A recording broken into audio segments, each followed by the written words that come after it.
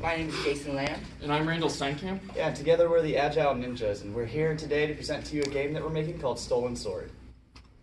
Yeah, so an overview of Stolen Sword, it's a classic one-player first-person action game set in Edo-era Japan. You're basically in a castle with very 2D pixelated graphics, as you can see right here.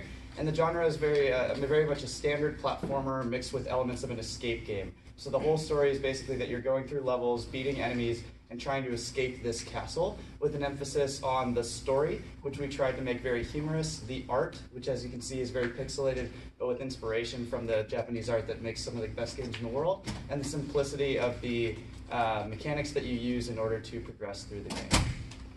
So our initial design concept, as I kind of already alluded to, is that you're a playable character. Your name is Sam the Samurai, and we actually made Sam pretty much a bum. As you can see, he's sitting right here in the bar. That's how you get introduced to Sam. He's lost his job. He's having a pretty rough life, and he blacks out. You can see why that is in the story, and then comes to in a castle with a stolen sword. And so that's how you kind of start the game. So you slowly begin to learn how to use that sword, or at least that's how it's presented in the game, just like you as the player are slowly learning how to get a handle on the controls for progressing through the game. And the explicit struggle just with the story is kind of to escape the castle, but implicitly what we're trying to say is that he's kind of proving to himself that he can not only use the sword, but that he's a good samurai, or something to that effect. And again, because it's a platformer, there are multiple differentiated enemies that get harder and harder as you go throughout the game, which gives way to more boss fights, which are much more difficult for you to beat, which you're introduced to as you become more expert at the game and as Sam gains more strength with his melee attacks and later ranged attacks. Alright, so I volunteered to do the bulk of the art in this project, and the hardest part for me has been consistency. So that is getting the sprites to move smoothly frame to frame in their animations, and also to not teleport left or right. So as you see in the first GIF, he's teleporting. That looks really awkward in game. And you also have to think of the sprites as a group, not just an individual. So Sam and the enemy look well together, and Sam and the enemy in the background, and Cedra look well together. However, we've had serious constraints with time, which also brings me to the next point of coding. Because not only do you have to draw the art, you have to implement it. And for implementing the art, we've had a lot of challenges with the hitboxes. So if you change the art later on, that often affects the hitbox. And you also have to adjust for turns. So a left attack is going to have a different hitbox than a right attack. And so we've had some trouble implementing that, especially, and it's been complicated by, especially at the beginning, with our lack of comments on our code, which made things a lot more complicated when we were trying to understand it later on. Lastly, we've also had issues with timers. We've been able to implement a global timer pretty easily that loops constantly. However, we've had issues with countdown timers. So in this game, Sam, or the player, can attack enemies with special weapons such as a shuriken, as we've implemented so far. Later, we're probably going to implement more weapons such as a Kurisigama or a sickle chain. And Sam can also attack with a sword as his default weapon. Sam can also jump from platform to platform and run from left to right. Sam can also run from right to left. However, given that the level design is based on left to right, players will generally run left to right. So we expect the players to adopt strategies such as attacking enemies to advance, and these enemies will drop power-ups that the player can collect, and we expect the players to also adopt strategies for these special weapons themselves. So, such as saving the special weapon ammo for dire situations, or grabbing the best special weapon. So for any of y'all who have played Castlevania before, it's like collecting holy water versus a dagger. You save the holy water and you ignore the daggers. And so the player can also adopt a hidden run strategy, such as jumping to avoid attacks. So generally, this game is going to be a retro-style platformer, heavily inspired by Castlevania or Super Mario, and however, different from those who want to incorporate humor into the story. So, like for instance, Oshitaki Mushroom. You're not going to find that line in a Ninja Gaiden game. So we want the story to be just kind of like an overall lighthearted adventure.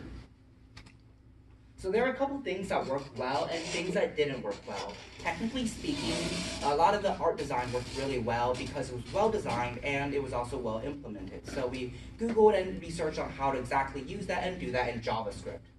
Furthermore, just as a team, we did really well in getting meetings done. So the scrums or the daily stand-ups are something that was really helpful to us because we established what we're going to do for the rest of the week at the same time as we got to the point during the meeting, so we kept it short and simple. Furthermore, during coding sessions or these weekly meetings, these long meetings, we were able to work together and really get down and actually create the code in order to make the games work. That was really good because it gives us a chance to really help each other out with our problems and difficulties.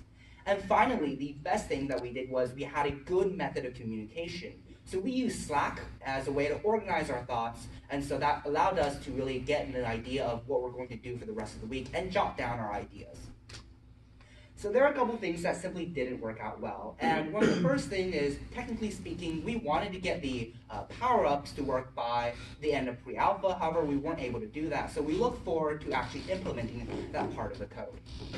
There are also issues with time management. And essentially what that means is that while we were working on this, we were staggering the work every day. At the very end, putting it all together took a lot more time than we expected, so a lot of that, both of the times that we spent were on Sunday nights, and then that was not very desirable given that situation. And then finally, coordinating when working.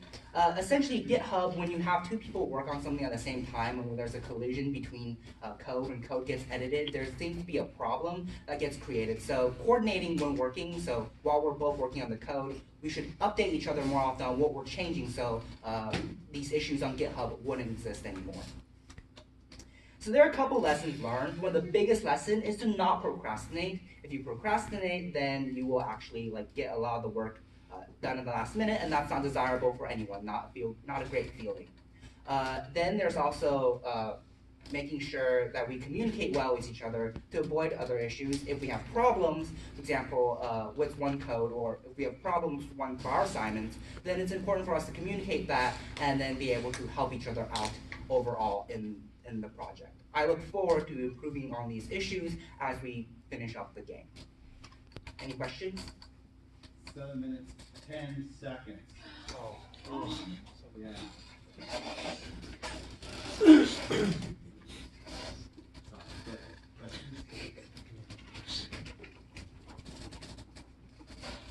Can you deflect range attacks? Is that what I saw in one of the earlier? Not yet, but that's a feature we may add later on. It's a good idea.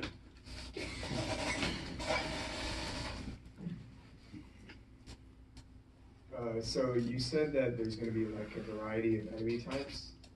So what sort of enemies have you implemented that keep with the Edo era Japan style? So, Just curious. First off, I would say that it's Edo era Japan. So he was in a bar. So, however, we've implemented samurai in the sense for samurai ninjas, I suppose, because they're ninjas with swords and they just slash you, and then also a long range attack guy that just throws shurikens at you.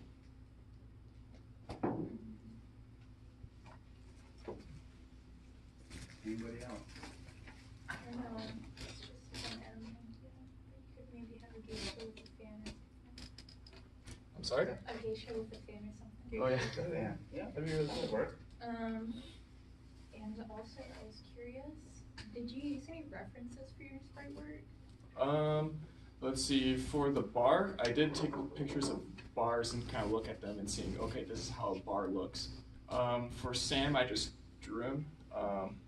For ninjas, I looked at ninjas, but I didn't just transfer, if that makes sense. Yeah. Okay. I was just curious what it looked like. I'm just thinking about some of the levels.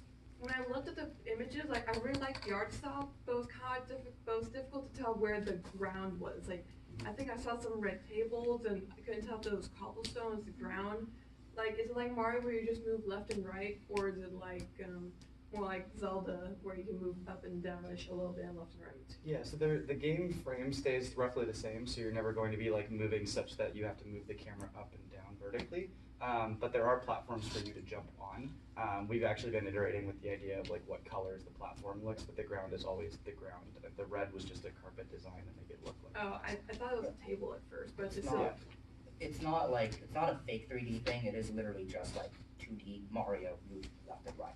And on a technical level, we've been using like layers within Tile to figure that out, and that's been one of our other challenges, making that work within the code. Okay, cool. Alright, two comments, well, maybe, yeah, two comments. One is, go back to the slide. Okay, so, notice all that space underneath the text? So you can have larger text, like 32 points, and use up that space. Okay. And number two, it'd probably be better if it was sans serif versus serif.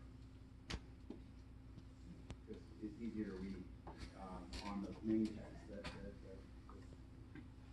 the top part can be serif. Alright, there's no last minute comments or questions? Let's give it up.